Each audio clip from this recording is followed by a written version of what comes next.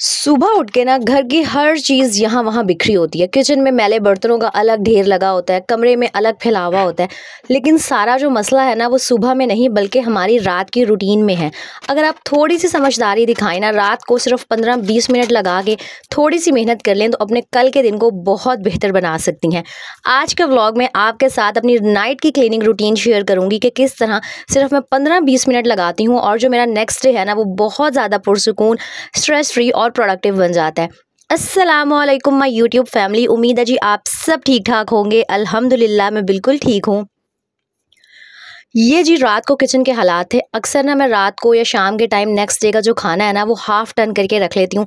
कभी कभी तो ऐसे होता है कि पूरा भी बना लेती हूँ। तो बस इसीलिए किचन में इतना फैलावा था, कुछ बर्तन मैले हुए थे। तो रोज़ रात की मेरी यही रूटीन है कि तकरीबन 15-20 मिनट, हद आधा घंटा। बल्कि अगर आपको लगता है ना कि इससे ज़्यादा टाइम लगेगा तो आप मोबाइल पर एक अलार्म या टाइमर भी सेट करके देख सकती हैं कि चाहे आपके किचन में जितना मर्जी फैलावा हो, अगर आप माइंड सेट कर लें ना और रात को सोने से पहले सिर्फ हिम्मत करके अपना माइंड पूरे तरीके से बना के 15-20 मिनट लगा के किचन की क्लीनिंग कर लें तो जो आपका नेक्स्ट डे है वो बहुत पुरसुकून हो जाता है। अक्सर ऐसे होता है कि हम सुबह सुबह उठते हैं और सबसे पहले हम औरतों का काम क्या होता है, हमने किचन में आना होता है। किचन में आते हैं, इतने सारे मैले बर्तन इकट्ठे हुए होते हैं, काउंटर पे अलग कीड़े मकोड़े चूंटियाँ चल रही होती हैं, स्टोव अलग गंदा हुआ होता है। और यकीन करें इस तरह के माहौल में, इस तरह के किचन में काम करने को बिल्कुल दिल नहीं चाह रहा होता। आप लोग अक्सर मुझसे कह रहे होते हैं ना आप पूरा दिन एक्टिव किस तरह रहती हैं, आपके सारे काम किस तरह से मैनेज हो जाते हैं। तो रीज़न बस यही है कि एक थोड़ी सी आपने स्मार्ट प्लानिंग करनी है, थोड़ी सी समझदारी दिखानी है। आई नो जो हम बच्चों की माएँ हैं ना रात को बहुत ज़्यादा थकी टूटी हुई होती हैं। दिल चाह रहा होता है कि बच्चों के सोने के बाद ना सिर्फ लेट जाएं। लेकिन अगर आप 15 मिनट लगा लेंगी ना तो आपका किचन अगली सुबह के लिए बिल्कुल तैयार हो जाएगा और साफ़ सुथरा हो जाएगा। अच्छा, यहाँ पर मैंने सारे बर्तन वगैरह वॉश कर लिए थे। और जब मैं बर्तन वॉश करती हूँ ना, एक ये डब्बा है जिसके अंदर हमारे घरों में अक्सर बाहर से कोई भी खाना वगैरह आता है तो अक्सर मैंने संभाल के रख लेती हूँ, फेंकती नहीं हूँ। अक्सर ये चीज़ें भी काम आ जाती हैं। ये ना मैं बर्तन धोते हुए अपने पास लाजमी रखती हूँ। जो भी बर्तनों में से छोटा मोटा गंद वगैरह निकलता है ना वो मैं इसके अंदर डालती रहती हूँ। और जब मैं बर्तन धोने से फ्री हो जाती हूँ ना तो इसको खाली करके इसको भी वॉश कर लेती हूँ। अक्सर ना आपने देखा होगा जब हम सुबह किचन में आते हैं तो एक अजीब सी बुरी सी स्मेल आ रही होती है। रीज़न यही होता है कि वो जो एक दिन पुराने हमने बची हुई चीज़ें हैं ना वो किचन में ही रखी होती हैं। जो डस्टबिन होती है उसको खाली नहीं किया होता। तो रात को लास्ट में जो अपनी डस्टबिन वगैरह है ना खाली करके कोई भी ऐसी चीज़ किचन में ना रखा करें जिससे ना सुबह के टाइम आपके किचन में स्मेल आए। यहाँ पे ना लगे हाथों मैंने सोचा था ये जो मेरे सर्फ के बॉक्स थे जब भी ये खाली होते हैं इनको भी मैं लाजमी वॉश करती हूँ। ज़रूरी नहीं है आपने सिर्फ किचन के सामान को ही धोने धुलाने पर तवज्जो देनी है। घर की हर चीज़ को जैसे ही वो खाली होती है आपने उसको फिल करना होता है ना, एक दफ़ा वॉश कर लिया करें। और बेशक ये काम आप रात को किया करें क्योंकि पूरी रात होती है, ये जो आपके डब्बे वगैरह होते हैं ना आसानी से सूख जाते हैं और सुबह आपने इनके अंदर जो भी सामान रखना है आप वो रख लें। और साथ ही जो मैंने रोटी मैट लिया यार, इससे मेरी लाइफ बहुत आसान हो गई है। इसको भी ना रात को मैं एक दफ़ा थोड़ा सा लिक्विड डिश वॉश डाल के पानी से ना वॉश करके यहाँ पे कहीं पर भी लटका देती हूँ ताकि इसके अंदर का जो सारा पानी है ना वो निकल जाए। और सुबह जब मैंने नाश्ता बनाना होता है ना ये बिल्कुल ड्राई होता है, साफ़ सुथरा होता है। यकीन करें आप सिर्फ 15-20 मिनट एक हफ़्ता रात को लगा के देख लें तो सुबह आपको इतना मज़ा आएगा ना साफ़ सुथरे किचन में काम करने का। दूसरा, सुबह हम औरतों के ऊपर और भी बहुत सारे काम होते हैं। रात को अगर आप किचन पे तवज्जो दे देंगी ना तो जो नेक्स्ट डे है उस दिन आप अपनी जो घर की सफाई सुथराई है वो बहुत आसानी से कर सकेंगी। अच्छा, जो बर्तन ड्राई हो जाते हैं ना उनको साथ ही मैं रैक में भी लगा देती हूँ। एक तो काम को हमेशा ना साथ के साथ किया करें। और यकीन करें चाहे आप बहुत बड़ी फैमिली में रहती हैं, आप छोटी फैमिली में रहती हैं, अगर आप बर्तन साथ के साथ धोएंगी ना तो इतना ज़्यादा बर्तनों का जो झमेला होता है, इतना ज़्यादा जो बर्तन धोने का झंझट होता है और गर्मी में जान जा रही होती है ना बर्तन धोने से, उससे आपको काफ़ी हद तक सुकून मिल जाएगा। और आप साथ के साथ बर्तन वॉश करें। यकीन करें आप जितने मर्जी बड़े घर में, बड़ी जॉइंट फैमिली में रह रही हैं, रात को 15-20 मिनट लगा के लाजमी किचन का एक चक्कर लगाया करें। जो भी थोड़े बहुत मैले सिंक में बर्तन होते हैं वो वॉश कर दें, अपना जो काउंटर है उसको अच्छे से साफ़ कर दें और जो चूल्हा है उसको लाजमी साफ़ किया करें। आजकल वैसे ही कीड़े मकोड़े, मक्खियों और चूंटियों का इतना ज़्यादा मौसम है ना, इंसान जितनी मर्जी सफाई कर ले फिर भी चूंटियाँ मुझे नहीं समझ आता कहाँ से आ जाती हैं। तो मैं रात को लाजमी अपने ये जो काउंटर है ना इसके ऊपर थोड़ा सा सिरका से स्प्रे करती हूँ और गीले कपड़े से ना काउंटर को वाइप कर देती हूँ। और यकीन करें सुबह ना मुझे कोई भी चूंटी और कोई भी मक्खी नहीं नज़र आ रही होती। वो तो फिर जैसे जैसे दिन चढ़ता है ना अल्लाह बेहतर जानता है मक्खियाँ कहाँ से आ जाती हैं। शायद ये जो हब्स वाला और सावन का मौसम होता है ना इसमें मक्खियाँ आती ही आती हैं, आप जो मर्जी कर लें।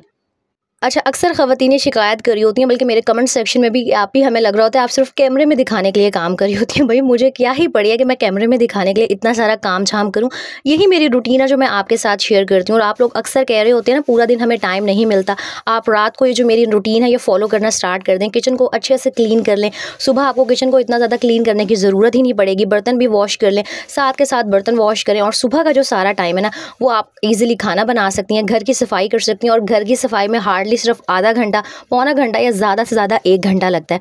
अच्छा, यहाँ पे ना मैंने चिकन को भी वॉश कर लिया था। पहले तो मैंने सोचा कि सो जाती हूँ, सुबह करूँगी, लेकिन चिकन को अगर आप फ्रीज़ कर देना तो सुबह जब आप उसको डीफ्रॉस्ट करते हैं तो फिर वो इतने अच्छे से वॉश नहीं होता, और मुझे ना तसल्ली नहीं होती जब तक मैं अच्छे से जो चिकन है ना उसको वॉश ना करूँ। मैंने लेग पीस मंगवाए थे, कीमे के लिए चिकन मंगवा के रखा हुआ था, और बाकी सालन वगैरह के लिए भी मंगवाया था। तो यहाँ मैंने सारा जो चिकन था ना थोड़ी सी मेहनत करके 15-20 मिनट एक्स्ट्रा लगा के वॉश कर लिया था, वरना सुबह मुझे डबल मेहनत करनी पड़ती। पहले इसको डीफ्रॉस्ट करती और जी फिर मैं इसको धोती। और जब भी गोश्त वगैरह धोती है ना, इस तरह स्टेनर के नीचे कोई भी चीज़ रख लिया करें ताकि जो पानी है ना वो आपके काउंटर के ऊपर ना गिरे। इंशाल्लाह नेक्स्ट व्लॉग में ना आपके साथ पूरा जो मेरा हफ्ते का मील प्लान होता है, पूरा जो मेन्यू होता है वो शेयर करूँगी। मज़ेदार से आपको लेग पीस बनाना सिखाऊंगी, पहले भी सिखाए थे, दोबारा बता दूंगी। तो कल का जो व्लॉग है ना वो भी मिस ना कीजिएगा। और अगर आज का व्लॉग आपको अच्छा लग रहा है, मेरी कोई भी बात आपको हेल्पफुल लग रही है ना, तो लाइक एंड कॉमेंट करना मत भूला करें, और सब्सक्राइब कर दिया करें। अक्सर ना आप सब्सक्राइब करना भूल जाते हैं। चलें जी, यहाँ पे 15-20 मिनट में मेरा जो सारा किचन था ना साफ़ सुथरा हो गया था। सारे बर्तन जो थे वो धुल गए थे, काउंटर वगैरह मैंने क्लीन कर दिए थे। और मैं रात को ना लाजमी किचन में एक दफ़ा जो मोप है ना वो लगा देती हूँ, ताकि कोई भी अगर रोटी वगैरह की ज़रात या कुछ भी नीचे गिरा हुआ है ना वो साफ़ सुथरा हो जाए और चूंटियाँ वगैरह ना आए किचन में। अच्छा, रात को अगर आप इस तरह 15-20 मिनट की रूटीन फॉलो कर लेते हैं ना, यकीन करें जब नेक्स्ट डे आप सुबह जल्दी उठती हैं, चलें आप 7, साढ़े 7, 8 बजे भी उठ गई हैं, तो काफ़ी सारा हमारे पास टाइम होता है। माइंड एक तो सबसे ज़्यादा रिलैक्स होता है। जब माइंड रिलैक्स होता है ना तो यकीन करें काम करने की एनर्जी खुद ब खुद आ जाती है, और मैं नहीं थकती कामों से, क्योंकि मुझे इतनी आदत हो चुकी है, मेरी रूटीन इस तरह की सेट हो चुकी है। यहाँ पर ना आज मैंने सुबह उठते सबसे पहले सोचा हुआ था कि मैंने अदरक लहसुन की जो पेस्ट है ना वो बना के रखनी है। मेरा अदरक लहसुन की जो पेस्ट है ना वो 2-3 दिन से ख़त्म हुई हुई थी, और मुझे बड़ी उलझन होती है अगर मुझे खाने के बीच में लहसुन छीलना पड़े या अदरक छीलना पड़े। तो जब मैंने ग्रोसरी की थी ना तभी मैं ये लेके आई थी। और आप ना इसको ईजिली पील ऑफ कर सकते हैं। इस तरह कोई भी कूंडी डंडा ले लें, और जो लहसुन की पूरी एक वो जो तुर्री होती है, जो भी होता है ना, पूरा एक लहसुन होता है, उसको हल्के से आपने ना कूट सा लेना है। इतना ज़्यादा नहीं कूटना कि बिल्कुल उसकी चटनी बन जाए, उतना आपने पीस लेना है कि जो इसके छिलके हैं ना वो आसानी से अलग हो जाए। और यकीन करें इस तरीके से आप लहसुन छीलेंगी ना तो 15-20 मिनट भी मैं ज़्यादा कह रही हूँ, 10 मिनट में आप बहुत सारा जो लहसुन है वो छील लेंगी। मैंने एक तरीका देखा था जिसमें था कि आप लहसुन को ओवरनाइट पानी में भिगो दें। लास्ट टाइम मैंने वो ट्राई किया और कसम से मैं रुल गई थी। इतना कोई फजूल वो हैक था ना, मैंने पूरी रात लहसुन को पानी में भीगने दिया, नेक्स्ट डे कुछ भी नहीं हुआ था। मतलब मुझे एक एक दाना लेके अलग से ना छुरी से उसको छीलना पड़ा था। तो मुझे तो वो हैक बिल्कुल अच्छा नहीं लगा था।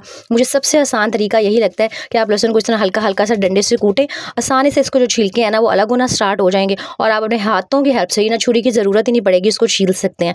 और लहसुन छीलने के बाद अक्सर वो जो हमारे हाथों से इतनी ज़्यादा स्मेल आती है ना स्ट्रॉन्ग किस्म की, तो उसका आसान सा हल ये है कि आपने कोई भी जो लीमू है ना उसको आधा कट कर लेना है, और जो आपके हाथ हैं फिंगर्स हैं उन पर अच्छे से आपने ना 5 मिनट लीमू को रब करना है, और किसी भी हैंड वॉश से हाथ धो लें, मॉइस्चराइज़र लगा लें, तो सारी जो स्मेल होती है ना लहसुन की वो भी ईजिली निकल जाती है। अच्छा, मुझे ऐसे लग रहा होता है कि गर्मी में स्पेशली इंसान थोड़ा सा ना आधा 1 घंटा ज़्यादा लगा ले, एक्स्ट्रा एफर्ट कर ले, लेकिन वो जो आप आधा 1 घंटा एक्स्ट्रा लगाती है ना वो आपके 15-20 दिनों को बहुत आसान बना देता है। मुझे ना अक्सर कमेंट आ रहे होते हैं कि जो आप लहसुन अदरक को फ्रीज़ करके रखती हैं उसका टेस्ट अच्छा नहीं आता, फलाना हो जाता है, ये हो जाता है। तो भाई मैं 2 साल से ना इसी तरह क्यूब्स की फॉर्म में लहसुन अदरक को यूज़ करती हूँ। अल्हम्दुलिल्लाह मेरा खाना बहुत अच्छा बनता है, मेरी कुकिंग की सब तारीफ़ भी करते हैं। कोई ना लहसुन के टेस्ट पर फ़र्क नहीं पड़ता, बस आप प्रॉपर तरीके से इसको क्यूब्स की फॉर्म में स्टोर करें, और जब वो अच्छे से हार्ड हो जाएंगी ना आपकी क्यूब्स, तो किसी भी एयर टाइट बॉक्स में डाल के रख लें। कोशिश करेंगे बार बार इसको ना निकालें, क्योंकि अक्सर जब हवा लग जाती है चीज़ों को तो फिर उनका जो टेस्ट है ना वो कम होना स्टार्ट हो जाता है। और मैंने ना टिकटॉक पे ये तरीका देखा था अदरक को पील ऑफ करने का, तो मुझे बहुत अच्छा लगा कि छुरी की बजाय ना आप इसे चम्मच से इस तरह से छील लें। इस तरह जो है ना बहुत बारीक छिलका उतरता है, और जो अदरक है ना आपका वो वेस्ट भी नहीं होता। तो आप भी ना इस तरह छुरी की बजाय चम्मच से अदरक को पील ऑफ करने की कोशिश कीजिएगा, ट्राई कीजिएगा। बहुत अच्छा लगा था मुझे ये मेथड। अच्छा, मैंने तो अपने हिसाब से तकरीबन 1 पाव लहसुन लिया था और थोड़ी सी कम क्वांटिटी में ना अदरक ले लिया था। मतलब जितना लहसुन था ना उससे थोड़ा सा कम मैंने अदरक लिया था। इसको ना जी अब मैं ग्राइंड करके पेस्ट बना के रख लूँगी। एक तो मेरा कुकिंग टाइम इससे काफ़ी कम हो जाता है, क्योंकि बीच में जब हमें ये अदरक लहसुन छीलने करने का काम शाम करना पड़ रहा होता है ना, बड़ी उलझन हो रही होती है और एक्स्ट्रा टाइम लग रहा होता है। दूसरा, वो जो हम बाज़ार से बॉटल्स खरीदते हैं अदरक लहसुन की पेस्ट की, इतनी वो महंगी पड़ रही होती हैं और उनका कोई टेस्ट भी मुझे इतना ख़ास नहीं लगता। तो थोड़ी सी एक्स्ट्रा मेहनत कर लिया करें, आपका वक्त भी बचेगा और जी आपके पैसे भी बचेंगे। और इसको ग्राइंड करना बहुत सिंपल है। बिल्कुल थोड़ा सा आपने इसके अंदर पानी ऐड करना है, मतलब बहुत बहुत थोड़ा सा पानी। और इसके अंदर ना मैं थोड़ा सा कुकिंग जो ऑयल होता है जिससे हम खाना बनाते हैं वो भी ऐड कर लेती हूँ। अगर तो आपने इसे फ्रिज में रखना है, यानी कि आपने इसे हफ्ते के लिए यूज़ करना है ना, फिर तो आपने पानी बिल्कुल ऐड नहीं करना, वरना इसके अंदर स्मेल आ जाएगी। कोशिश करना है कि सिर्फ कुकिंग ऑयल के अंदर इसको ग्राइंड करें। लेकिन क्योंकि मैंने तो क्यूब्स की फॉर्म में रखना होता है, मैंने फ्रीज़ करना होता है, इसलिए मैं थोड़ा सा पानी भी ऐड कर देती हूँ और साथ में थोड़ा सा कुकिंग ऑयल भी ऐड कर देती हूँ। कोई स्मेल नहीं आती, कोई टेस्ट चेंज नहीं होता, बल्कि जो मेरी ज़िंदगी है ना वो 20-25 दिन के लिए सुख में आ जाती है। इस दफ़ा तकरीबन कोई 24 के करीब क्यूब्स बनी थी और अब आसानी से ना मेरे 20-21 दिन तो गुजर जाएंगे, क्योंकि अक्सर ऐसे होता है ना कि एक दिन में 2 क्यूब्स भी यूज़ हो जाती हैं। अच्छा, दूसरा, जब आपने क्यूब्स को फ्रीज़ करना है ना, जो भी हमारी वो बर्फ़ वाली ये वाली ट्रे होती है, तो उस हिसाब से अदरक लहसुन की क्यूब्स बनाइएगा, उस साइज़ की बनाइएगा जितना आप एक टाइम की हांडी में अदरक लहसुन यूज़ करते हैं। हम सब ख़वातीन को अंदाज़ा होता ही है ना कि हम एक टाइम की हांडी में कितना अदरक लहसुन का पेस्ट ऐड करें हैं, तो वही चम्मच आप यूज़ कीजिएगा, उतना ही चम्मच लेके उसी की साइज़ की क्यूब्स बनाइएगा, ताकि जब आपकी क्यूब्स फ्रीज़ हो जाएँ, हार्ड हो जाएँ, तो फिर आपको अंदाज़ा हो कि एक हांडी में एक वक्त में कितनी क्यूब्स यूज़ होंगी। ये छोटी सी एक टिप थी, सोचा आपके साथ शेयर कर दूं।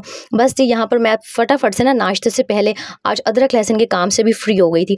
और रीज़न यही था कि रात को मैं सारा काम जो था ना वो समेट के सोई थी। सुबह जब उठी थी तो किचन बिल्कुल साफ़ सुथरा था, नीट क्लीन था। तो मैंने सोचा कि नाश्ते से पहले का जो टाइम है ना उसको यूटिलाइज़ कर लेती हूँ। और वैसे भी सुबह सुबह के टाइम में थोड़ी सी गर्मी की शिद्दत भी कम होती है, और वैसे ही शुक्र अल्लाह पाक का किचन में पंखा लग गया, तो लाइफ बहुत बहुत ज़्यादा पुरसुकून हो गई है। कल मुझसे कोई पूछ रहा था, आप ही आपने फ़ैन कहाँ से लिया है? तो मैंने ये लोकल बाज़ार से लिया है। सबके शहरों में इस तरह की लोकल मार्केट्स होते होंगे ना, जहाँ से ये पंखे वगैरह इस तरह की चीज़ें मिलती हैं, तो बस वहीं से लिया है और बहुत रीज़नेबल प्राइस में आप लोगों को भी मिल जाएगा। और अगर आप कहेंगे तो मैं डिटेल में भी अच्छे से भी आप लोगों को ना फ़ैन दिखा दूँगी। अच्छा, अगर आपको ये वाला इशू है ना कि इसकी वजह से आपके फ्रीज़र की चीज़ों में स्मेल आ जाएगी, तो आपने इसको ऊपर से ना वो जो क्लिंग रैप होता है, या अगर आपके पास वो नहीं है तो शॉपर से कवर करके रख देना। मेरे फ्रीज़र में इस टाइम कुछ भी इतना ख़ास नहीं पड़ा हुआ था जिसमें स्मेल आने का इशू होता, तो मैंने ना इसको ऐसे ही बस फ्रीज़ कर दिया था। यहाँ पर जी अब मैं आ गई थी घर की सफाई करने। आजकल वैसे ही आंधियों और बारिश का सीज़न है, तो घर ना काफ़ी ज़्यादा गंदा हुआ होता है। तो बस यहाँ पर मैं जो कमरे के खिलारे वगैरह थी ना वो समेट रही थी। अच्छा, रात को सफाई करने का, किचन को क्लीन करने का, बर्तन वगैरह धोने का फ़ायदा ये होता है कि सुबह नाश्ता मैं बनाती हूँ, उसके बाद जो नाश्ते के बर्तन होते हैं वो साथ ही 5 मिनट लगा के मैं वॉश कर लेती हूँ। और जो मेरी ज़्यादा फिर फोकस है ना वो घर की क्लीनिंग पे हो जाती है। अब ज़रूरी नहीं है कि मैं डेली बेसिस पर बहुत ज़्यादा सफाई करती हूँ। हाँ, हफ्ते में 1 दफ़ा या 10 दिन में 1 दफ़ा ना मैं जो रूम के जाले वगैरह होते हैं वो उतार लेती हूँ, और जो वो दीवारें वगैरह गंदी हुई होती हैं उनको झाड़ू से साफ़ कर देती हूँ। फ़ायदा ये होता है, और ये भी नहीं है कि मेरे ऊपर एक्स्ट्रा बर्डन आता है, मैं बहुत कम थकती हूँ। रीज़न ये होता है कि मैंने हर चीज़ को ना मैनेज किया होता है, प्लान किया होता है। अच्छा, एक और आपके साथ टिप शेयर करती हूँ कि अगर आपके घर में एसी लगा हुआ है या एसी नहीं भी है, तो रूम में कोई भी ऐसी चीज़ है जो थोड़ा ऊपर करके लगी हुई है ना, तो उन चीज़ों की डस्टिंग का भी लाज़मी ख्याल रखा करें। अब अक्सर ऐसे हो रहा होता है कि वो चीज़ें इतनी गंदी होती चली जाती हैं कि फिर वो रूम में ना बुरी लगना स्टार्ट हो जाती हैं। तो मैं हफ्ते में एक आधी दफ़ा ना ये जो मेरा एसी है इसको भी ना हल्के से गीले कपड़े से लाज़मी वाइप कर देती हूँ, ताकि कोई भी जो निशान है ना वो उतर जाए। और मैंने यहाँ पर दीवारें साफ़ करनी थी, तो उससे पहले जो मैंने बेडशीट थी ना, वैसे तो मैंने बेडशीट चेंज करनी थी, लेकिन मैंने बेडशीट को ना यहाँ पे उल्टा करके बिछा दिया था कि अगर कोई भी मट्टी वगैरह गिरे ना तो वो बेडशीट की उल्टी साइड पे गिरे और जो बेडशीट है ना वो ख़राब ना हो। और मैं ये जाले वगैरह उतारने के लिए और दीवारों को साफ़ करने के लिए ये जो मेरा फूल झाड़ू है जिससे मैं सफाई करती हूँ उसको यूज़ करती हूँ। हाँ, अलग से मैंने झाड़ू रखा हुआ है, ये नहीं है कि जो फर्श वाला झाड़ू है उसी को यूज़ कर लेती हूँ। मेरे पास इस तरह के 2 झाड़ू हैं, तो इससे ना बहुत आसानी से छतें भी साफ़ हो जाती हैं, दीवारें भी साफ़ हो जाती हैं। और अगर आपके रूम में इस तरह वुड का काम हुआ है तो उनको भी ना, जहाँ आपका हाथ नहीं पहुँचता, हफ्ते में एक आधी दफ़ा लाजमी क्लीन किया करें। और एक और बात, जब भी आप जाले उतारती हैं, ये जो है ना अपने फर्नीचर की डस्टिंग करना मत भूला करें, क्योंकि ऊपर से जो मट्टी है ना काफ़ी ज़्यादा वो फर्नीचर पे आ जाती है। और आप जाले उतारें या ना उतारें, अपनी रूटीन बना लें कि आपने 5-7 मिनट लगा के ना डेली बेसिस पर हर चीज़ की डस्टिंग लाजमी करनी है। बहुत सारी ना हम ख़वातीन की जान जा रही होती है डस्टिंग करने से, सारी सफाई कर लेंगे, डस्टिंग नहीं करते। और यकीन करें, अगर चीज़ों पर मट्टी हो और नीचे से फर्श साफ़ हो ना, तो फिर भी ना वो जो सफाई है वो नज़र नहीं आ रही होती। इसीलिए ना सफाई के साथ साथ डस्टिंग लाजमी किया करें। और एक और कमेंट जो मुझे बहुत आता है, गर्मी में आप गुलटेक्स की बेडशीट बिछाती हैं। मेरे पास कॉटन की बेडशीट्स हैं, मैंने ये पहले भी शेयर किया था, वो मुझे अच्छी नहीं लगती हैं। एक तो उनके कलर बहुत लाइट होते हैं, दूसरा ना हल्का सा उन पे कोई बैठता है वो ख़राब हो जाती हैं। और मुझे ना कोई सफाई का इतना ज़्यादा क्रेज़ कहेंगे या पता नहीं क्या है कि अगर बेडशीट गंदी हो ना मुझे बहुत उलझन होती है। और वैसे ही मेरी छोटी बेटी है, एक ही मेरे पास रूम है, उसने खेलना होता है। अगर मैं हल्के रंग की कोई भी बेडशीट बिछाती हूँ ना, यकीन करें वो उसी दिन गंदी हो जाती है और मुझे फिर डेली बेसिस पर होता है कि आप बेडशीट को चेंज करो, धो। तो इसलिए मुझे बेहतर लगता है कि मैं ये जो गुलटेक्स की मोटी बेडशीट्स है ना ये बिछा लूँ। मेरे रूम में वैसे भी एसी चलता है, इतनी कोई ख़ास गर्मी ना नहीं होती, रूम पूरा दिन ठंडा ही रह रहा होता है। और दूसरा गुलटेक्स की बेडशीट एक तो हिलती नहीं है, दूसरा ना ये मैली बहुत कम होती है क्योंकि डार्क कलर की होती हैं। और मेरे पास 1-2 ऐसी बेडशीट हैं जो डबल साइडेड है, मतलब उन्हें मैं दोनों साइड से बिछा सकती हूँ। तो भाई ये रीज़न है कि मैं ये मोटी बेडशीट्स यूज़ करती हूँ। उम्मीद है जी आपके अब सारी जो कन्फ्यूजन थी ना और जो कमेंट्स थे उनका जवाब आपको मिल गया होगा। अच्छा, वैसे तो मैं डेली बेस पर ना सफाई काफ़ी अच्छे से करती हूँ, लेकिन जिस दिन भी आंधी आती है, बारिश आती है ना, तो ये जो बेड के नीचे वाली जगह है, सोफ़ों के नीचे से ना मैं जो सारा फूल झाड़ू है उससे अच्छे से गंद है ना वो निकाल लेती हूँ। इस तरह ना मुझे डीप क्लीनिंग की भी ज़रूरत नहीं पड़ी होती। और उसके बाद जब भी मैं मोप फेरती हूँ तो वो जो मैंने मोप का लिक्विड आप लोगों के साथ शेयर किया था ना, वो इसके अंदर ऐड कर देती हूँ। रूम से बहुत अच्छी फ्रेग्रेंस आती है और फर्श भी अच्छे से साफ़ हो जाता है। और एक बात अपनी हैबिट बना लें कि वीक में एक दफ़ा ये जो हमारे फुट मैट्स होते हैं, हमारी डस्टबिन होती हैं, जब आप सफाई कर रही हैं, आप फर्श धो रही हैं ना, लगे हाथों इनको साथ के साथ वॉश कर लिया करें। अक्सर हम सिर्फ सोचते रह जाते हैं कि बाद में करेंगे, कर लेंगे, वो फिर चीज़ें ना रह जाती हैं। अब यहाँ पे मैं बाहर वाला जो अपना छोटा सा सिहन है ना उसको धोने लगी थी, तो मैंने साथ ही जो मेरा फुट मैट था ना इसके ऊपर हल्का सा मैंने सरफ डाला और जो ब्रश था ना जिससे हम कपड़े रगड़ते हैं उसकी हेल्प से इसको वॉश कर दिया।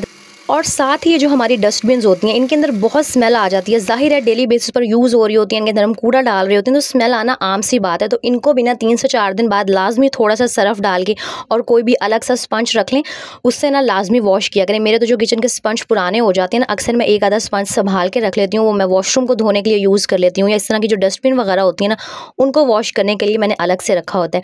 यकीन करें आप इन हैबिट्स को फॉलो करें, ना ही आपको थकावट होगी, ना ही आपके ऊपर एक्स्ट्रा बर्डन आएगा, और सबसे अच्छी बात कि आपका किचन भी साफ़ सुथरा रहेगा रात को 15-20 मिनट निकालने से।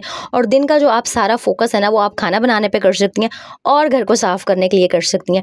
इस रूटीन को फॉलो करें, 1 हफ़्ता करके देख लें, यकीन करें अगर मज़ा ना आया, आपको सुकून ना आया ना, तो फिर आप मुझे आगे कहिएगा। अच्छा, मेरी गर्मियों में कोशिश होती है कि जो बाहर वाला एरिया ना इसको मैं वॉश कर देती हूँ और उसके बाद मोप भी लाजमी फेरती हूँ, ताकि जो सारा फ़र्श गीला वगैरह हुआ है ना तो आमना स्लिप वगैरह ना हो जाए, और साथ ही ना जो फ़र्श है वो बिल्कुल ड्राई हो जाए। उम्मीद है जी आज का व्लॉग, मेरे टिप्स, मेरी बातें आपको अच्छी लगी होंगी, आपको बहुत सारी मोटिवेशन भी मिल गई होगी। वीडियो को लाइक, कॉमेंट एंड शेयर करना मत भूलिएगा। अपना बहुत सारा ख्याल रखिएगा, मुझे दुआओं में याद रखिएगा। नेक्स्ट व्लॉग में मिलेंगे। अल्लाह हाफिज़।